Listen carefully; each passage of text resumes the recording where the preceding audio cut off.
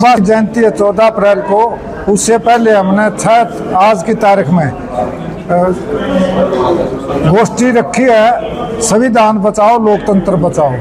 आज जो मौजूदा सिस्टम है, जो सरकार है, वो संवैधानिक जो हमारे अधिकार हैं उन पर काफ़ी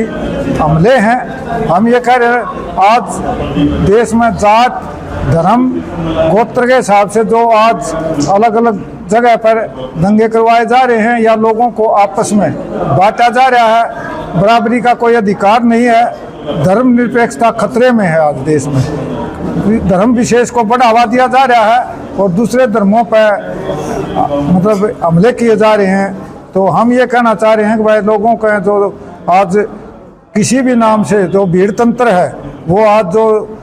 समाज में या देश में, चाहे वो गोरक्षकों का रूप में है या वो जो लोग मॉब लिंचिंग कर रहे हैं, हम ये कह रहे हैं संविधान के जो मूल्य हैं, जो संविधान में कायदे कानून है बराबरी के, उनको लागू किया जाए और संविधान के हिसाब से देश को चलाया जाए। आज जो खतरे हैं, हम ये कह रहे हैं, उसके खिलाफ किसान, मजदूर, कर्मचारी, नौजवान, रिटायर्ड को इकट्ठा होना होगा और इनके खिलाफ लड़ाई लड़नी होगी। हम इसी विचार को लेकर के आज की हमने गोष्ठी की है और आने वाली 13 तारीख को भी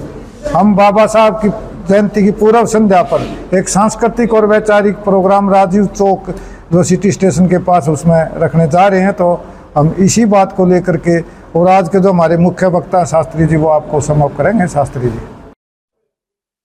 सिंगला जी ने बताया है कि जो 14 तारीख का भीमराव अम्बेडकर, बाबा साहब अम्बेडकर की जो जयंती है, उसकी पूर्व संध्या पे जो कार्यक्रम करेंगे, उसी कड़ी में आज संविधान बचाओ लोकतंत्र बचाओ एक विचार गोष्ठी इस विषय के ऊपर की गई थी, जिसमें मैं शामिल हुआ हूँ। और मेरा जो बोलने का विषय था उसमें मैंने यही कहा है कि राज्य का जो चरित्र है वो जब धर्म विशेष को ज़्यादा तरजीह देता है तो निश्चित तौर पर दूसरे जो अल्पसंख्यक समुदाय हैं, चाहे वो मुस्लिम है, चाहे वो ईसाई हैं या दूसरे और धर्मावलंबी हैं, वो उनको शक होने लग जाता है, वो भयभीत होने लग जाते हैं। और उसके जब प्रमाण मिलते हैं मॉब लिंचिंग के नाम से, जैसे इन्होंने बताया, या मतलब जो है ना बिना किसी वारंट के किसी को भी घर से उठा लेना, कि बुलडोजर चला के किसी के मकान को गिरा देना, किसी की दुकान को गिरा देना, भीड़ के हवाले कर देना, और असंसदीय जो ढांचे खड़े किए जाते हैं शासन व्यवस्था में भी, जिनका इंटरवीन हस्तक्षेप बाकायदा बिना किसी रोक टोक के जब होता है, तो निश्चित तौर पर आम जनता में और ख़ास तौर पर गरीब जनता में, अल्पसंख्यक जनता में एक भय का वातावरण बनता है। उसके लिए हम सब जो भी नागरिक हैं उनका फर्ज बनता है कि हम बाकायदा जनतांत्रिक मूल्यों को, सामाजिक मूल्यों को, संवैधानिक मूल्यों को इनके साथ खड़े होकर के बचाने का विश्वास दिलवाएंगे तो निश्चित तौर पर वो जो भय है उससे वो तबके बचेंगे और कुछ उनको भी हौसला मिलेगा। और सत्ता पक्ष को भी ये लगेगा कि कुछ बोलने वाले लोग अभी भी हैं कायम दायम, अन्यथा तो मतलब ये एजेंडे की तरह से विपक्षहीन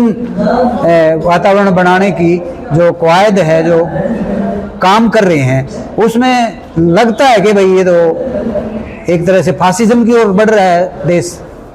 तो इसीलिए ये इस तरह की गोष्ठियां, सेमिनार वगैरह किए जाते हैं। उसी कड़ी में आज ये सेमिनार किया गया था। जैसा कि आज भिवानी के अंदर शहीद यादगार समिति द्वारा संविधान बचाओ लोकतंत्र बचाओ विषय पर संगोष्ठी की गई। इस संगोष्ठी के अंदर मुख्य रूप से जो शास्त्री जी आए, सिंगला साहब ने अध्यक्षता की, उसमें यही विचार सामने आया कि आज के इस युग में जो सरकार है, उस सरकार द्वारा संविधान पर समय समय पर कुठाराघात किए जा रहे हैं। खास रूप से मैं तो एक ही बात कहना चाहता हूं,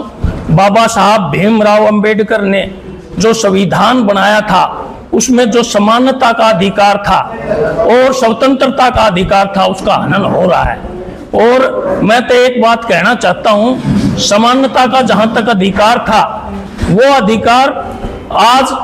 जगह जगह देखने को मिलता है कि उसका धज्जियां उड़ाई जा रही है। जैसे कि आप लगाओ जाति धर्म के अंदर, जाति के अंदर देश को ऐसे बांटा जा रहा है जैसे कि इस देश के अलग अलग टुकड़े ही कर दिए जाएं। मैं तो ये कहना चाहता हूं कि जो बाबा साहब अम्बेडकर ने जिस संविधान की रचना की थी, भाईचारे के लिए रचना की थी और हर व्यक्ति को राजनीतिक, सामाजिक, आर्थिक स्वतंत्रता के लिए रचना की थी, उन तीनों चीजों पर कुठाराघात चल रहा है। आज के युग में एक व्यक्ति विशेष संविधान से ऊपर माना जा रहा है और मैं किसी व्यक्ति विशेष का नाम ना लेते हुए पूरे प्रजातंत्र, पूरे भारतवर्ष को पता है कि कौन व्यक्ति इस संविधान से ऊपर अपने आप को मान रहा है। और मैं तो एक ही बात बताना चाहता हूं कि संविधान को बचाने के लिए, क्योंकि संविधान सबसे ऊपर होता है, राजनीतिक पार्टियां अलग चीज है,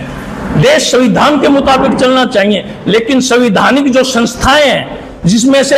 हम ईडी का भी उदाहरण दे सकते हैं, आईबी का उदाहरण भी दे सकते हैं, कोई भी ऐसे उदाहरण आप ले सकते हो, आयकर विभाग का उदाहरण, जिस संविधान को बचाने के लिए ये स्वतंत्र चुनाव आयोग वगैरह, ये स्वतंत्र, जैसे कि आप कहो कि गवर्नर जो ये पैसे का सारा लेखा जोखा होता है और रिजर्व बैंक के गवर्नर तक को भी प्रभावित किया जाता है। मैं तो ये कहना चाहता हूं कि अब इस लोकतंत्र के अंदर एक जो स्तंभ था, जिसको हम कहें कि न्याय स्तंभ, उस न्याय स्तंभ पर कोई कुठाराघात हो रहे हैं और व्यक्ति विशेष के प्रभाव से न्याय के अंदर भी न्याय प्रणाली सही नहीं चल रही है। ये कहने में मेरे को कोई संकोच नहीं है, क्योंकि न्याय एक स्वतंत्र, एक संवैधानिक संस्था है, उसके अंदर व्यक्ति को उस चीज का ध्यान रखते हुए, कोई भी राजनीतिक पार्टी हो, किसी एक पार्टी का जिक्र नहीं है, उस पार्टी ने कभी भी इन संवैधानिक संस्थाओं के ऊपर अपना वर्चस्व नहीं रखना चाहिए, ताकि बाबा साहब के वो जो विचार थे और जो उनके भविष्य के लिए सोच थी वो पूरी हो सके। मैं तो अंत में यही कहना चाहता हूं कि पूरे भारतवर्ष में 36 बिरादरी एक है, हर धर्म एक है और इनको साथ लेकर चलना ही राजनीतिक पार्टियों का फर्ज बनता है। जय हिंद, जय बाबा साहब।